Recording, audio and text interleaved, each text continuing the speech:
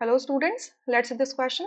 The question says match the following. आपको इसे match करके बताना है. कॉलम फर्स्ट में सब्सटेंसेस लिखे हैं, कॉलम टू में इक्विवेलेंट टू वेट लिखे हुए हैं. तो इक्विवेलेंट टू वेट जो होता है that is equals to molecular weight divided by n factor. N factor क्या होता है जनरली?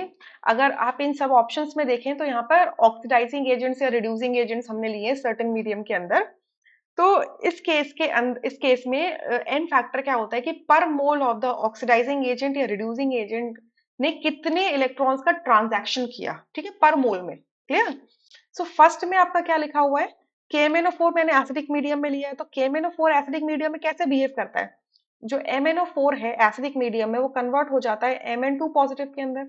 और अब इसमें बैलेंस करेंगे एटम्स को, तो ऑक्सीजन बैलेंस करने के लिए 4H2O लगा देती हूँ इधर, हाइड्रोजन बैलेंस करने के लिए इधर 8H प्लस लगा देती हूँ, और चार्ज बैलेंस करने के लिए इधर 5 इलेक्ट्रॉन लगा देती हूँ. सो पर मोल ऑफ द KMnO4 में 5 इलेक्ट्रॉन का ट्रांजेक्शन हुआ. तो यहाँ पर जो KMnO4 का जो इक्विवेलेंट वेट होगा ये यहाँ पर कितना हो जाएगा?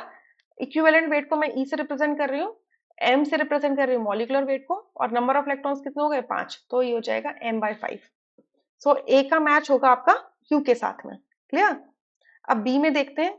KMnO4 in alkaline medium, alkaline बोल रहे हैं वो हमसे, बोल रहे हैं कि हम मान के चलेंगे स्ट्रांगली अल्कलाइन है. MnO4 नेगेटिव ये कन्वर्ट हो जाता है किसमें? MnO4 2 नेगेटिव में. पर मैग्नेट कन्वर्ट हो जाता है मैग्नेट में. तो यहाँ पे चार्ज बैलेंस करोगे, सिर्फ एटम्स तो बैलेंस है, तो यहाँ क्या करोगे? 1 इलेक्ट्रॉन शो कर दोगे.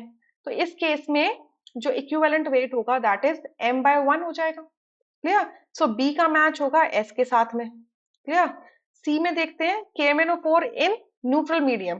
सो न्यूट्रल मीडियम में फेंटली अल्कलाइन मीडियम जिसे कहते हैं, इसमें जो MnO4 नेगेटिव है ये कन्वर्ट होता है MnO2 में. ठीक है, तो अब यहाँ पे एटम बैलेंस करो, तो यहाँ लगा दूं 2H2O.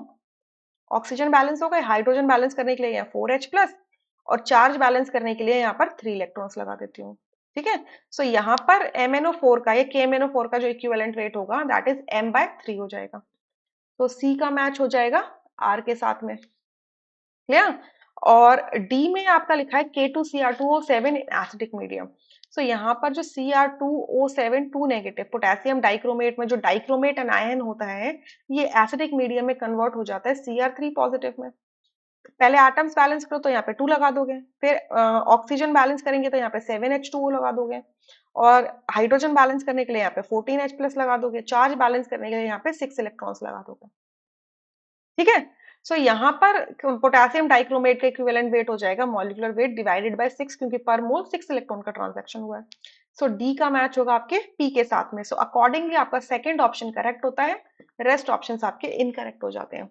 I hope you understood. Thank you.